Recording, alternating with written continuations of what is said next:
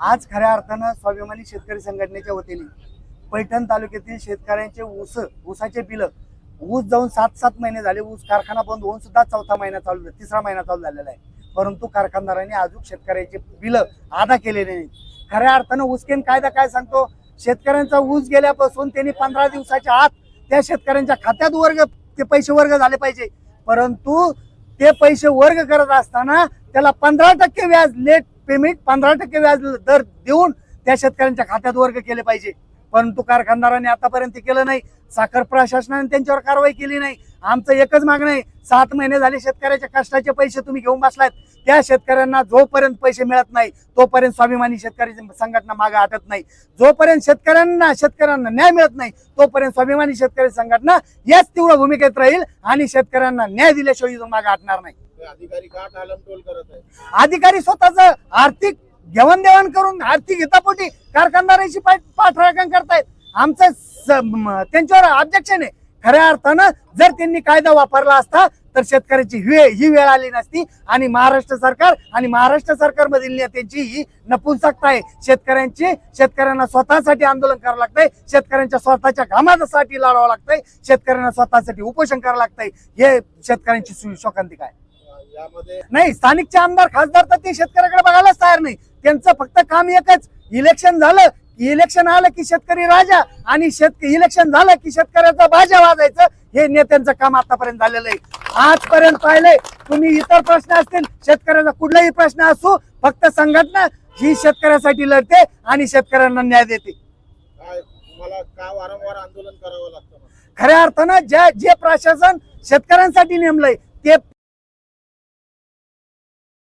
तुम्हाला न्याय भेटलं नाही. नाही, आज आमची आज उपोषण आहे. आजचं उपोषण हे उद्या तीव्र आंदोलनात बदल होईल आणि आंदोलनाची दिशा ही चेंज होईल. स्वाभिमानी शेतकरी संघटना अख्ख्या महाराष्ट्रातले कार्यकर्ते आणि नेते या 100% सगळी चोराची टोळी तयार झालेली आहे. पैठण तालुक्यातच नाही तर महाराष्ट्रामध्ये ही शेतकऱ्याला लुटणारी टोळी तयार झाली आणि सरकार आणि प्रशासन, सरकारमधील सुद्धा चोराची टोळी, हीच टोळी सरकारमधील सुद्धा सामील आहे. वारंवार जनता निवडून देण्याच्या भूमिकेत नाही, त्यांनी जनतेचा दिशाभूल करून मतदान करून घेऊन ते सत्तेत आलेले. ईव्हीएमच्या माध्यमातून असेल, लाडक्या बहिणीच्या माध्यमातून असेल, शेतकऱ्याचा सातबारा कोरा करतो या माध्यमातून या सत्तेमध्ये आले आणि शेतकऱ्याला डेंगा दाखवण्याचं काम या सरकारने केलेलं आहे. म्हणून येत्या काळामध्ये सरकारला सुद्धा सरकारची जागा दाखवण्याचं काम हे शेतकरी करतील. हे मला तुम्हाला या माध्यमातून बोलायचं. मी स्वाभिमानी शेतकरी संघटना जिल्हा अध्यक्ष, छत्रपती संभाजीनगर.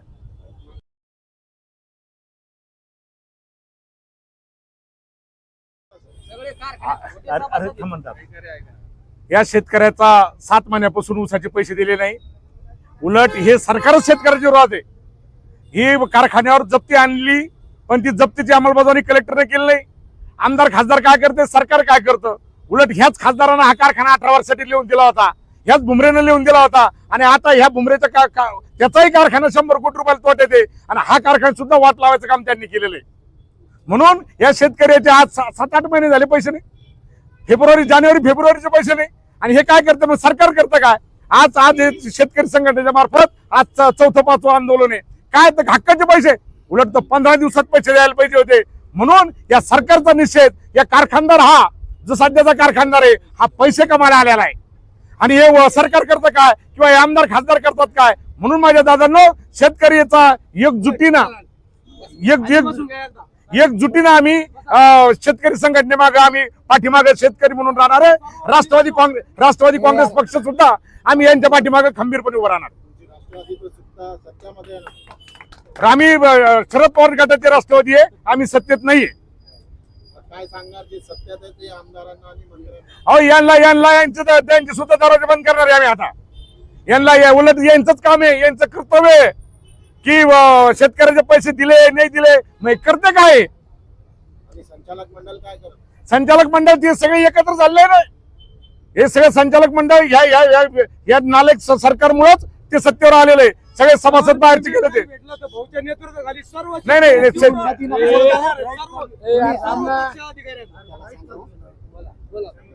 तर हे शेतकरी आता हे म्हणल्याप्रमाणे आता जरा पैसे मिळाले नाही तर शेतकरी संघटनेमार्फत आम्ही अगदी शेतकऱ्याच्या पाठीमागे खंबीरपणे उभा राहून शेतकऱ्याला न्याय दिल्याशिवाय राहणार नाही. सर्व जास्त पाहिलं महाराष्ट्रामध्ये तो मराठवाड्यामध्ये सर्व जास्त शेतकऱ्यांची आत्महत्या होते. आत्महत्या मग करते तर काय करते. आज 7 महिने झाले ऊस 12 महिने ऊसाला पाणी दिलं आणि 7 महिन्यापासून पैसे नाही. मग काय करेल. आत्महत्या नाही करीन तर काय करीन. कोणाच्या लेकीबाईचं लग्न आहे, कोणाच्या मागे कर्ज देणे, खत देणे, मग हे करायचं नाही का. म्हणून आम्ही या शेतकरी संघटनेच्या पाठीमागं राष्ट्रवादी काँग्रेस पक्ष आणि आम्ही सर्व शेतकरी म्हणून खंबीरपणे उभा राहणार. तुमची मागणी पूर्ण होत नाही, आगला पाऊल काय असेल? आगला पाऊल आता इथून हटणार नाही. आगला आता पाहू ना कसं कसं करता येईल तर, पण आम्ही हटणार नाही एवढं नक्की.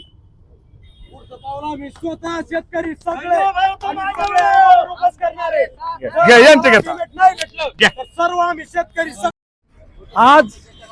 आज या ठिकाणी सगळे शेतकरी येण्याची गरज नव्हती. ऊस केन कायद्या सगळ्या शेतकऱ्यांनी संत एकनाथ सहकारी साखर कारखाना असो, आजूबाजूचे कारखाने असो, याला ऊस घातलेला आहे. ऊस केन कायद्यानुसार या चेअरमननी भाव घोषित केलेले आहेत आणि ऊस केन कायद्यानुसार घोषित भाव केल्याच्या 14 दिवसात पैसे द्यायला पाहिजे. 14 दिवसात जर पैसे दिले नाही तर त्या कायद्याप्रमाणे 15 दिवसानंतर 15% व्याजाने त्याला पैसे द्यावे लागतील. आज शेतकऱ्यांनी 12 महिने ऊस सांभाळा. आज शेतकऱ्याची अशी परिस्थिती झालेली आहे, त्याला खताला पैसे नाही, बियाला पैसे नाही, मुलं शाळेत घालायचे, मुलाच्या शाळेच्या फीसला पैसे नाही. शेतकरी सध्या अडचणीत आलेला आहे. शेतकऱ्याचा ऊस जानेवारी फेब्रुवारी मध्ये गेलेला आहे आणि आजपर्यंत पैसे नाही. आमची शेतकऱ्याची उपजीविका त्याच्यावरच असते.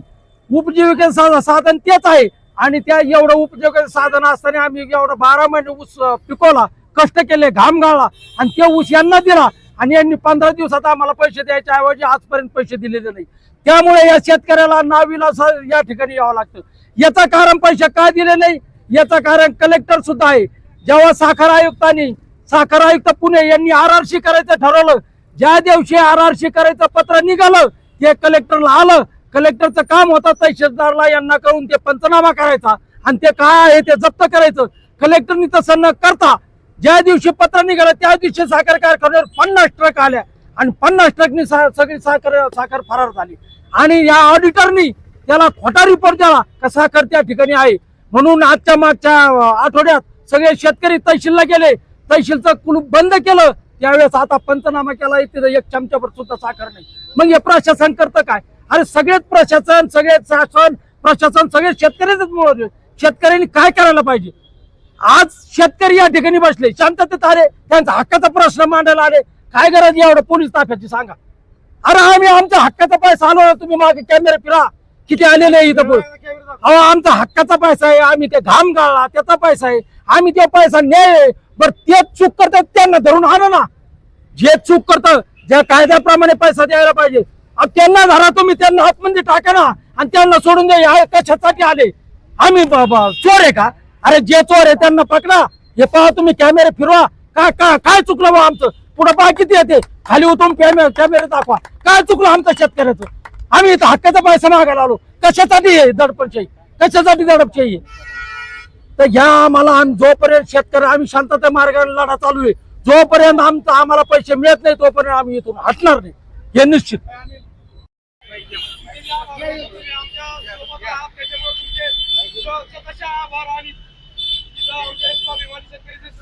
संघटनेचे पदाधिकारी संजीव भाऊ आणि अण्णा आले याच्याबद्दल त्यांचे पण मनापासून आभार व्यक्त करतो. आमच्यासाठी कोणीही उरलं नव्हतं पण आम्हाला ज्यांनी साथ दिली त्यांचे आम्ही कधीही उपकार विसरणार नाही.